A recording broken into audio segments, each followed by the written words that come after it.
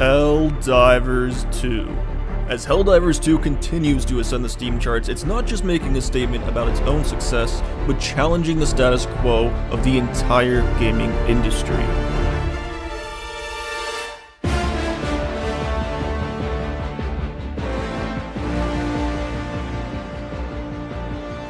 Starting off strong with a $40 price tag, Helldivers 2 isn't your average loot box battle pass microtransaction early access half-baked game with overpriced DLC that should have been in the game at launch. With its dynamic personal order quests and community-wide major orders, it is demonstrating that live service can be about enriching the player experience rather than exploiting it.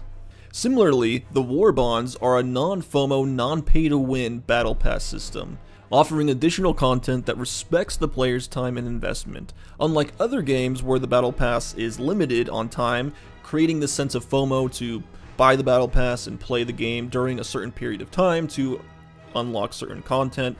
Helldivers 2 approach rather is buy the battle pass whenever you want and unlock it whenever you want. Play as you please, and it is so refreshing to see this approach. Not to mention, the credits that you buy with real money can actually be earned in the game just by playing. During missions, you can find super credits lying around the map, and this is the same credit that you buy with real money. So you can instead use your playtime to buy the same things you would buy with money. It is such a simple solution, and I just don't understand why more games aren't doing this. Actually, I do know why, because money, and fuck us, right? We just want to have fun. How dare we? This already puts Helldivers 2 ahead of most live service games, but the true brilliance of their live service implementation shines through with their Dungeons & Dragons Game Master style content delivery. Constantly throwing new challenges at players and shaping the game world with community-driven actions, it's a live service that feels alive. Crazy, right? Where surprise invasions and shifting objectives and new orders from our Commander-in-Chief Joel keep us on the edge and keeps the community thriving. It's so simple yet so effective. Every time you go to play a mission, you can see statistics of each planet, and it's constantly being updated in real time, and this just further adds to that feeling of playing on a massive scale, this galactic war that you're a part of, creating a sense of shared responsibility to liberate planets and spread managed democracy. This also allows for unique implementation of new content. For example, when they added the mech suits, they didn't just go, here you go. They actually added a new order where you had to go to the planet that manufactures these mech suits and liberate that planet to gain access to the mech suits. And I remember when this happened, it was kind of this epiphany where I said, I think they just did something truly groundbreaking. You see, I realized that Helldivers 2 doesn't have just one, but two gameplay loops, with the second one breaking the fourth wall. But first, I quickly want to go over the primary loop and how even though it's nothing new, it is another great example that you do not have to reinvent the wheel to make a good game. And it's the delivery that makes this standard gameplay loop so fun and repeatable. So we're going to break it down into 6 key areas. These are all things that Helldivers 2 has done an excellent job of implementing, and it's what makes the game so fun and brings you back to the game. It's consistent, it's reliable, and it's just a goddamn good time.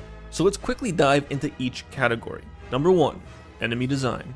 Beyond the cliche of robots and bugs, the game introduces a diverse array of enemies. Each type demands a tactical shift, making encounters fresh and challenging.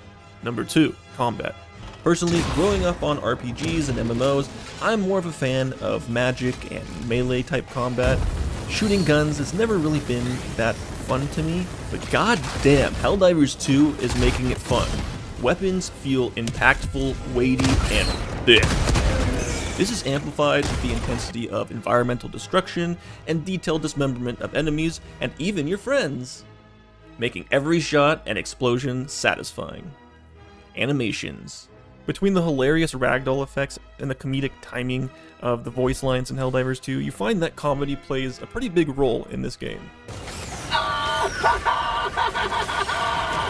For Super Earth! Sweet liberty, my leg! Map design. Despite inevitable repetitions, Malevelon Creek but purple, The variety and strategic layout of the maps keep missions engaging for hours on end. Sound design.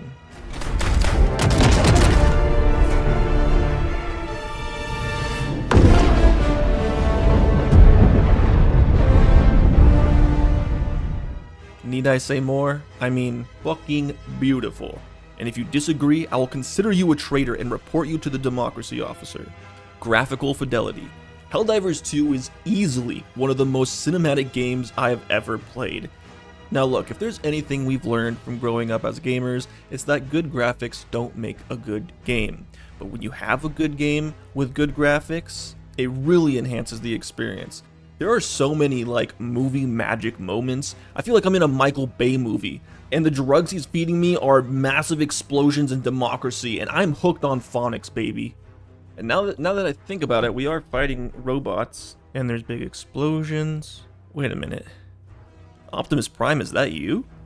In essence, Helldivers 2 thrives by perfecting the fundamentals, proving a game doesn't need to reinvent the wheel to stand out. It's a gameplay loop we've seen many times before, and yet it is fun and repeatable. It's a testament to the game's development philosophy. Prioritize the player experience, and the rest will follow. Yet the intrigue of Helldivers 2 doesn't end with its base gameplay loop.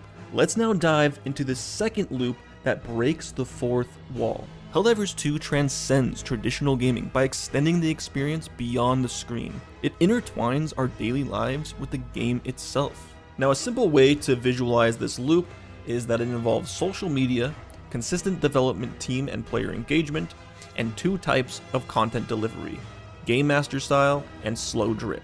So how do these things make up the second gameplay loop? Interactions in Helldivers 2 aren't confined to the battlefield, they spill over to social media. And while it's fair to say that every game has some kind of social media presence, it is nowhere near the level of Helldivers 2, where the development team works tirelessly to keep the Helldivers spirit alive with their unique blend of in-character banter and updates. It fosters a continuous connection to the Helldivers universe, keeping players immersed even outside of the game and enriching the player's experience. Game Master style content delivery. You see, every few days or so, the team will drop a new major order, which call upon the players to liberate certain planets and complete certain objectives. Major orders require community-wide contribution and are what really open the doors for Game Master style content delivery, giving potential for surprise invasions, shifting objectives, or unique methods of obtaining new content like the mech suits, versus other games that just patch new content into their game. This is a driving force that gives the game longevity and adds to an ever-thriving community. And now something that's so simple yet so brilliant, their slow drip content.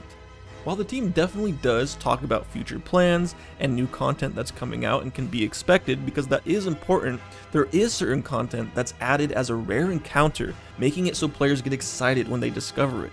They then run to social media to share their experience. This naturally gets other players excited to jump back into the game to try and see this content for themselves. As we saw with flying bugs and blue lasers, this created a ton of user-generated content and hype. Players' heads spun as they tried to solve where the blue lasers were coming from, with a lot of theories connecting it to the Illuminate, a faction from the original Helldivers game. And the flying bugs created a ton of funny discussions and memes, with some of my favorites being when players would share pictures or videos as evidence, they'd be called out as traitors to Super Earth or promoting bug propaganda, as if like they're these terminid creatures behind a laptop screen and they're trying to convince Helldivers not to come to their planet because bugs can fly now and you don't come here, no siree, go fight the robots. And to make it even better, the CEO himself was posting about these new sightings and denying their existence. And he called any of the video or image evidence as being manipulated by traitors, which most people realized was in character and satirical, but a lot of people used this as confirmation that this wasn't real, because the reality is these encounters are indeed very rare and a lot of people weren't finding them, and it was kind of hard to tell if they were real or not. And this is just another genius to the slow drip content. It gets people talking, it gets people excited, and it makes new content that much more engaging. It's something I've never seen from another game before. I've never seen this amount of commitment and engagement from not only the team, but the CEO himself. And it reminds us about the dedication and commitment this team has to their game and community, while also showing the true genius of this out-of-game gameplay loop that ultimately keeps players coming back to play the game, where the primary loop itself is satisfying, fun, and repeatable. All this while breaking the negative stigma surrounding live service games, battle pass systems. It is truly a masterpiece that stands as a real contender for Game of the Year. Which feels weird to say for a shooter live service game, but here we are. 2024 really is turning out to be the year of small dev teams kicking AAA teams in the nuts. And I'm here for it. For the last what seems decade, probably even longer, AAA companies have been bending us over, spanking our ass, and then giving us a wet willy and saying, now give me $20. Now here's a fucking skin, go clean yourself up. I mean, what is happening? Overwatch is the first game that comes to mind when I think of that, right? It is just kind of devolved into this like game where you spend so much money on skins that you could end up buying full-priced games, multiple of them, if you were actually buying these skins. Yes, you don't have to buy these skins, obviously, but what is the point? Why does a company that has so much money need to suck so much money from their player base? It just blows my mind, and clearly it's not helping them make a better game. I digress. Fuck you, Blizzard. Fuck you, Overwatch. And if you play it, fuck you. Just kidding, I love you. But today is the day to make a change and become a Helldiver.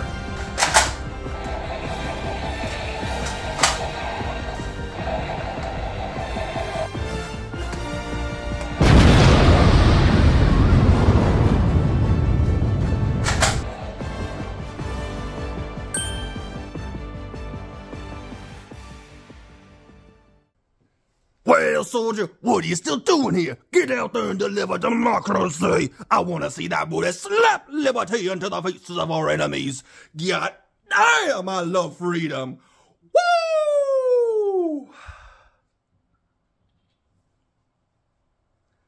My neighbors think I'm crazy, and they're right. Okay, bye. Have a beautiful time.